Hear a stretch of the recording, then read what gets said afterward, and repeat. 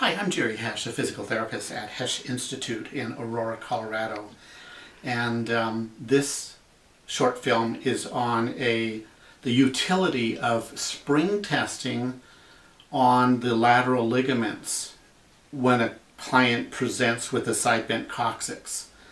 And so here is an example of the back of a pelvis. So this is sacrum and this is the hemipelvis on each side, and here's tailbone.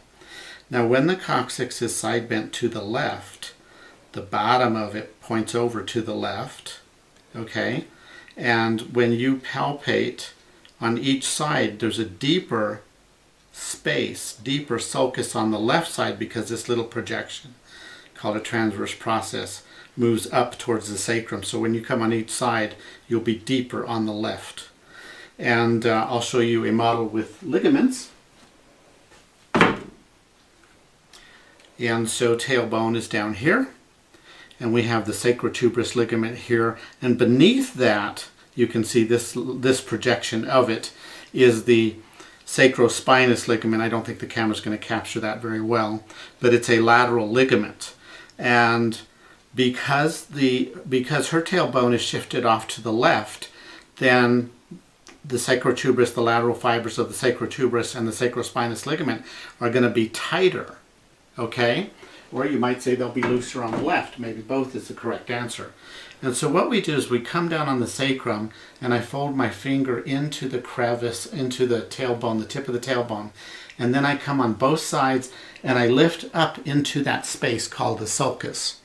And my right index finger is further up towards the sacrum because her coccyx is side bent. And this is a spring test I just started using today.